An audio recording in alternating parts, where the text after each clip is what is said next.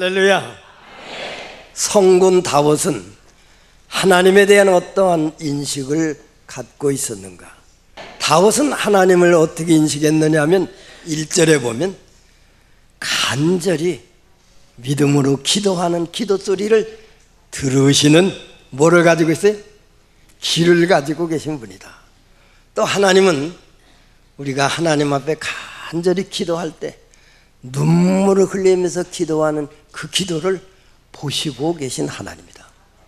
그 다음에 1절과 2절에서 그 말씀이 있고 5절과 6절에는 하나님은 일하시는 손, 능력의 손을 가지시고 우리를 구원하시고 우리를 보호하시고 우리에게 힘을 주셔서 나가서 싸울 때 이기게도 하시는 그런 하나님은 손을 가지고 계신 분이다. 그 하나님께 기도해서 그는 응답을 받았습니다. 첫째로 하나님은 기도를 들으시는 귀를 가지고 계신 분이다. 하나님은 우리 사람처럼 소리를 다 듣는데 우리 사람 못 듣는 게 들어있지만 하나님은 못 듣시는 것이 없는 그런 밝은 귀를 가지시고 우리가 기도할 때 들으신다 믿습니다. 사무엘상 17장 1절에 보면 다윗이 어린 목동으로서 전쟁터에 나가서 적장 골리앗과 싸워서 승리하는 장면이 나옵니다. 여러분들이 잘 아시다시피 다윗은 2세의 8째 아들 중에서 몇째죠? 맨 막내입니다. 8째 아들입니다. 큰 형님, 둘째 형님, 셋째 형님이 지금 전쟁터에 나가서 블레셋과 싸우게 됐습니다. 어느 날 그 아버지께서 다윗아 너희 형님들이 잘 있는가 가서 보고 와라. 심부름 갔어요. 가서 보니까 기가 막힙니다. 적 블레셋 군대 중에는 아주 그냥 장수가 나와가지고 큰 소리로 너희들 나와 1대1로 싸울 사람이 있거든 나오라. 전체가 싸울 필요 없이 1대1로 싸워서 이기는 편이 이기는 거니까 누구든지 나오라. 이스라엘 사람 중에는 아무도 못 나갑니다. 나갈 만한 사람이 없어요.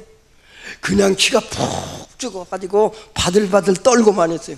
다윗이 가보니까 형님들도 그러니까 형님들 뭐가 그렇게 무서우냐 그렇게 얘 이놈아 말도 말으라고 저 장수 보라고 뭐가 그렇게 무서우냐고 내가 나가 싸우겠다.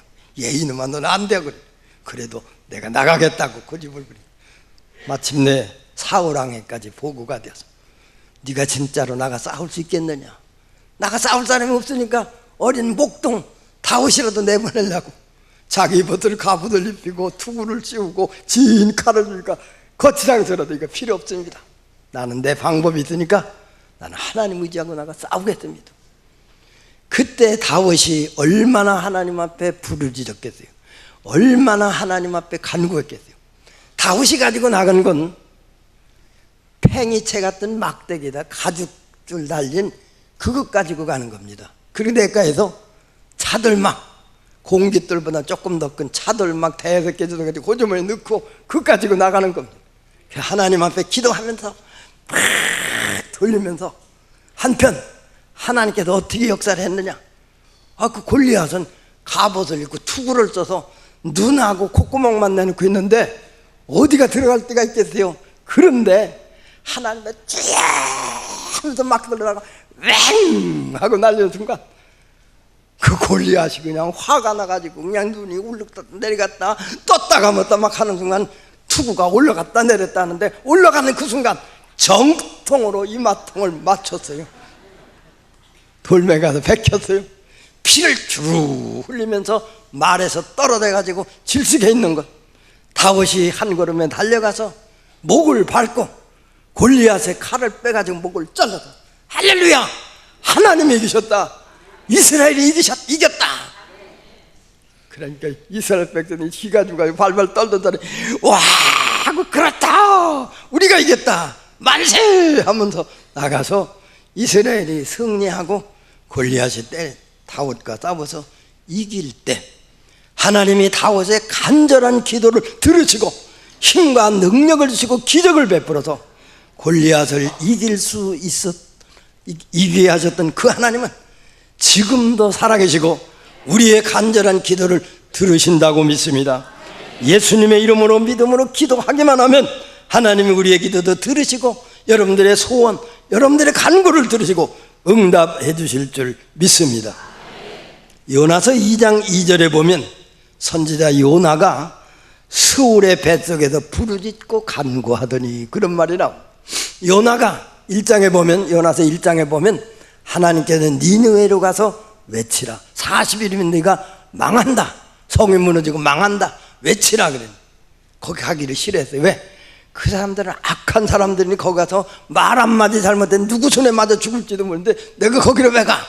그리고서 배를 타고 반대 방향인 다시스로 가려고 선가를 들고 배를 탔는데 하나님이 그냥 두셨겠어요? 풍랑을 통해서 마침내 요나를 들어 바다에 던지게 했고, 하나님이 예비하신 큰 물고기가 요나를 산채로 삼켰다 그런 말이 있습니다. 요나가 물고기 뱃속에 들어가서 얼마나 부르짖고 간구했겠어요. 나 답답해 죽겠습니다, 날 좀 살려달라고, 숨도 못 치겠습니다, 날 좀 살려달라고. 하나님 나에게 잘못해지게 살려만 주면 내가 니느웨로 가서 맞아 죽더라도 니느웨 가서 외치겠습니다. 얼마나 부르짖는, 요나서 2장은 요나가 그렇게 스올의 뱃속에서 부르짖는 기도인데, 첫째는 회개 기도를 철저히 드렸어요. 잘못한 죄, 하나님을 거역하고 딴 길로 갔던 죄를 용서해달라고 기도했고, 두 번째는 믿음으로 하나님이 나를 살려서 내가 성전에 올라가서 하나님께 예배할 수 있겠습니다, 감사와 찬송을 하나님 앞에 하겠습니다, 그리고 내 사명을 다하겠습니다.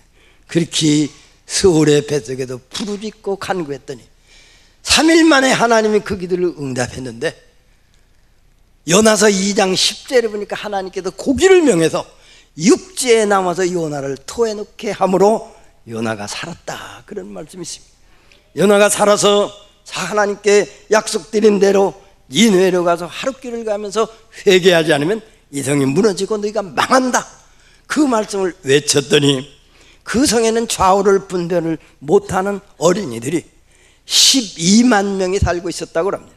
그러니까 좌우를 분별할 수 있는 어른들까지 합치면 적어도 30만에서 40만이 살고 있을 텐데, 그 생명을 하나님께서 불쌍히 여겨 요나의 기도를 들으시고 요나로 하여금 살아서 거기 가서 외침으로 적어도 40만이 넘는 그 사람들을 살리는 이 큰 일을 위해서 요나의 기도를 들으셨습니다.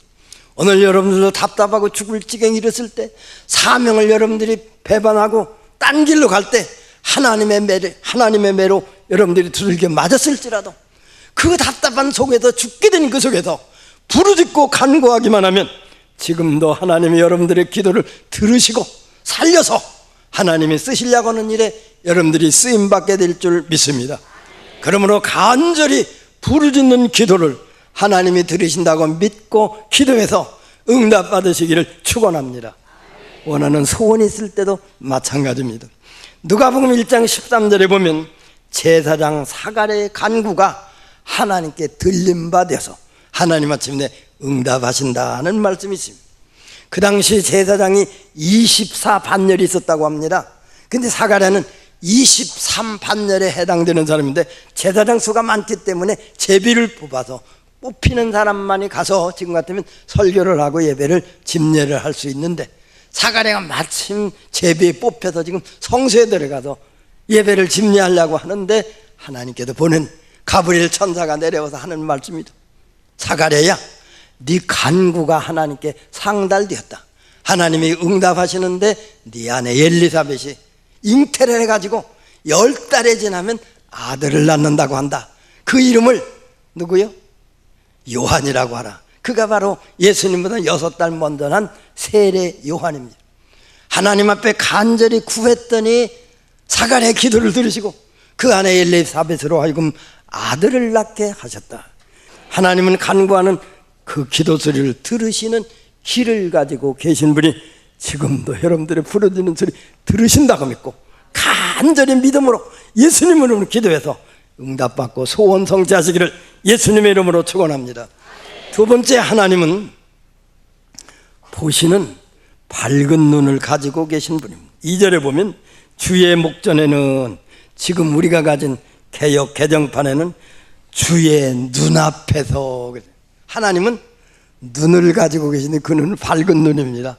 그 눈은 7 눈이라고 요한계시록 1장 14절에 보면 밝은 눈, 햇빛보다 더 밝은 눈, 만물을 밝히 볼 뿐이나 힘은 골수까지 꿰뚫어 보시는 하나님, 누구의 안타까운 소리도 들으시는 하나님은 누구의 어렵고 힘든 상황도 보시고 원하는 소원을 들어주고 건져주시는 이런 밝은 눈을 가지고 계신 하나님입니다. 그 하나님은 지금도 우리가 눈물을 흘리면서 기도하면 그 기도를 들으시는데 우리가 다윗에게서 발견할 수가 있습니다. 사무엘하 12장 1절에 보면 다윗이 죄 중에도 엄청난 죄를 졌어요. 큰 죄 세 가지를 든다면 첫째는 충신 우리아의 아내 밧세바를 강간한 간음 죄인입니다. 강간죄, 강탈죄, 그런 죄를 졌습니다. 거기다가 그것도 현찮으니까 충신 우리아를 전쟁터에 내면서 죽게 한 살인마입니다. 그뿐입니까? 우리아가 죽자 남의 아내를 데려다가 제 아내로 삼았으니 날 도둑놈이라 그렇게 볼 수 있습니다. 이 큰 세 가지 죄를 졌습니다. 그것도 죄인 줄도 모르고 잘 살는데 어떤 날 선지자 나단이 왔습니다. 나단이 예화를 하나 잘 들더니 바로 그 죽일 놈이 당신입니다. 죽을 짓을 당신이 했습니다. 그 말을 듣자 왕이라고 하는 체면이나 위신을 생각지 않고 그 자리에서 즉시 무릎을 꿇고 눈물을 흘리면서 자복하고 회개하기 시작을 했는데 시편 6편 6절에 보면 얼마나 많은 눈물을 흘렸던지 그가 흘린 눈물을 병에다 담아도 몇 병이 될 만큼, 우리나라로 말하면 바가지로 담아도 몇 바가지를 만큼 눈물을 흘렸어요. 얼마나 눈물을 많이 흘리면서 그가 자복하고 회개했던지, 그가 깔고 자던 요가 눈물에 젖어서 한편에서 썩어 들어간다고 합니다. 이만큼 하나님 앞에 간절히 자복하고 회개하는 그 눈물을 보시고 하나님께서 그 죄를 사해 주셨겠어요? 사함 못 받았겠어요? 사해 주셨습니다. 그래서 죄사함 받은 기쁨이 얼마나 크고 좋았던지 로마서 4장 7절과 8절은 내가 최고 행복한 때가 죄사함을 받았을 때다. 그러므로 죄사함을 받은 그 행복이 영원히 남는다고 이렇게 간증한 사실을 볼 수가 있습니다. 오늘 우리들도 죽을 짓을 했고 우리는 매맞을 짓을 했고 도저히 용납받을 수 없는 죄를 할지라도 하나님 앞에는 자복하고 회개하기만 하면 눈물을 보시고 죄를 사해 주시는 하나님이신 것을 믿습니다. 자복하고 회개해서 죄사함을 받으시기를 예수님의 이름으로 축원합니다. 뿐만 아닙니다. 하나님은 눈물을 보시고 우리 독한 병, 죽을 병에서도 고쳐주시는 하나님이시라 믿습니다. 열왕기하 20장 1절에 보면 유대 나라에 히스기야 왕이 있습니다. 선한 임금입니다. 전쟁을 해서 전쟁에서 많이 이기고 영토를 확장하고 나라가 안정이 되었습니다. 이제는 살만하고 정치도 할만한데 그 몸에 이상이 생겼습니다. 조그만 뽀드락지 같은 것이 나던 게 점점 커지면서 큰 종처가 됐습니다. 그게 지금으로 말하면 종양성 암이라는 겁니다. 점점 번져가면 죽게 되는데 어떤 날 선지자 이사야를 하나님이 보낸 겁니다. 유대 나라의 주권자요 임금이요, 당신이 병상에서 못 일어나고 죽는다고 하나님이 말씀하시니까 빨리 이혼할 것이면 이혼하고 가정살림 아들한테 맡기고 나라 살림도 맡길 사람에게 맡기고 빨리 이혼하고 죽을 준비를 하십시오. 하나님의 말씀입니다.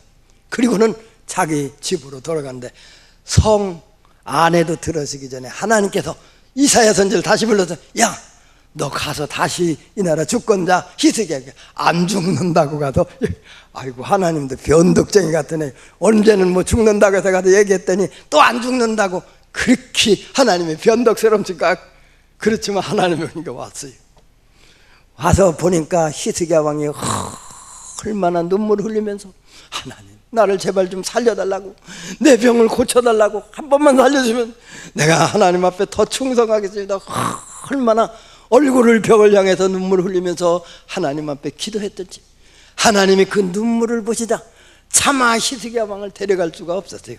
그래서 이사야 선지자가 무화과 나무 열매를 가져라, 열매를 쪄가지고 반죽을 해가지고 종채에다 발랐더니 백약이 무여든 그 종초에 무화과나무를 쪄서 발랐는데 기적적으로 그 병이 씻은 듯이 나서도 3일 만에 성전에 올라가서 하나님 앞에 경배하고 하나님의 말씀대로 15년을 세상에서 더 살 수가 있었어요.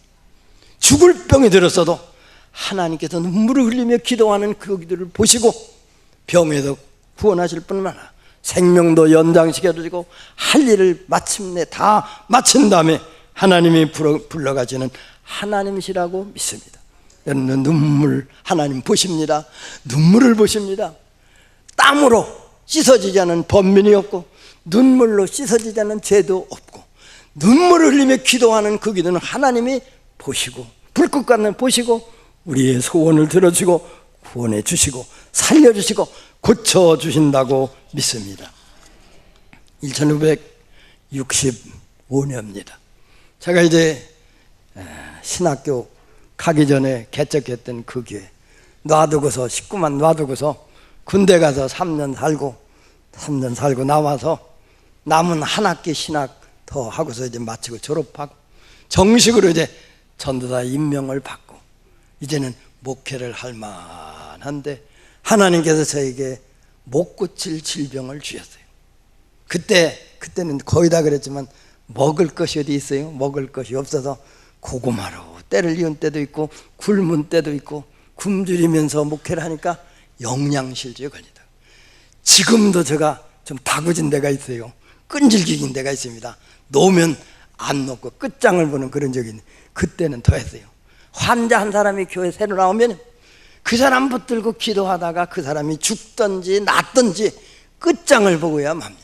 이렇게 넘어도 무리를 했어요. 과로를 한 겁니다. 영양실조에다 과로를 했으니까 견딜 수가 있어요. 그래서 이제 병이 들었습니다. 하나님의 영광 가리운다고 병원에 갈 돈도 없지만 미루고 게 점점 더 악화가 돼서 이제는 죽게가 됐어요. 근데 청주순복음교회 그때 김상호 목사님 계실 때입니다.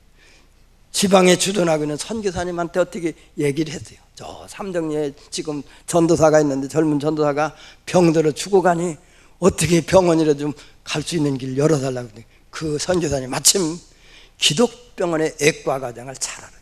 그 양반한테 연락을 해서 거기 가면 다 입원 돈 안 받고 입원해서 치료해 준다니까 가라. 그래서 그 기독병원을 제가 찾아갔어요.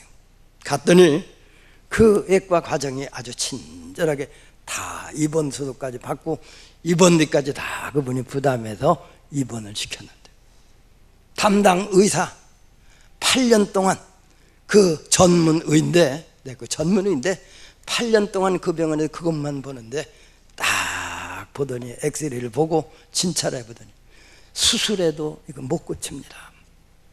사형은도 아니에요. 사형 선고입니다. 이제는 수술해도 못 낫는 거 병 못 고친다는 거. 그때부터 울기 시작을 했습니다.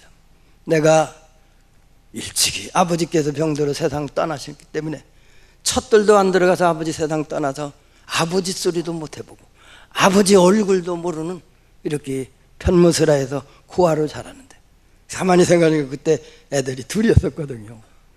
삼정교에서 지금 이제 둘째 형이 막 갓나서 얼마 안 됐어요. 생각하니까 얼마나 눈물이 나. 죽는 것도 젊은 청년이 지금 죽게 됐다고 하는 것도 참 억울하지만 식구를 생각하면 청춘 과부가 되겠고 애들을 생각하면 너희들도 또 고아가 되겠구나. 얼마나 울면서 하나님 앞에 기도했는지 모릅니다. 저희 식구는 제 식구대로 교회에서 기도하고 저는 병원에서 3개월 있으면서 얼마나 벽엔잎을 눈물로 적순 때가 한두 번이 아니에요. 하나님께서 그 눈물을 보신 것 같아요. 눈물을 보여서 하나님께서 3개월 만에 나오는데 몸이 그래도 거뜬하고 하나님께서 거기서 더 있어서는 안 되겠다 싶어서 우리 최원순 권사님의 오빠 최경락 목사 그때 지방의 임원인데 권전도사 저기다 뒀다는 겨울에 추워서 얼어 죽고 배고파 죽고 병들어 죽겠구나.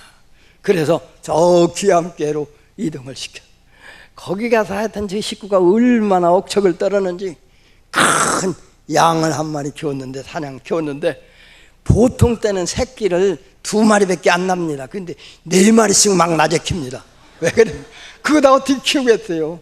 조금 크다가 죽고 죽은 그놈 푹 삶아서 보신시켜주고, 닭을 길러가지고 닭 잡아주고, 토끼를 길러도 토끼 잡아주고, 산에 가서 더덕 같은 거 캐다가 해주고, 그냥 뭐 삽수싹 캐다가 그 가루내서 그 먹이니까 소화도 잘 되고, 먹기 시작하니까 몸이 건강해요. 완전히 건강해졌어요. 거기서 건강 찾고 새 힘을 얻어가지고 청주에 와서 41년 목회하는 중에 한 번도 병나서 강단에 못 서보지를 안 했어요. 지금까지 그렇습니다. 지금 저 나이가 76살입니다. 그런데도 뭐 옛날 20대보다는 지금 오히려 더 힘있게 살잖아요. 더 힘있게 살기도 하고, 하나님께서 이렇게 눈물을 보시고 건강을 주시고 살려주셔서 하나님의 일을 시키시는 하나님이십니다. 하나님은 지금도 여러분들의 눈물을 보실 줄 믿습니다.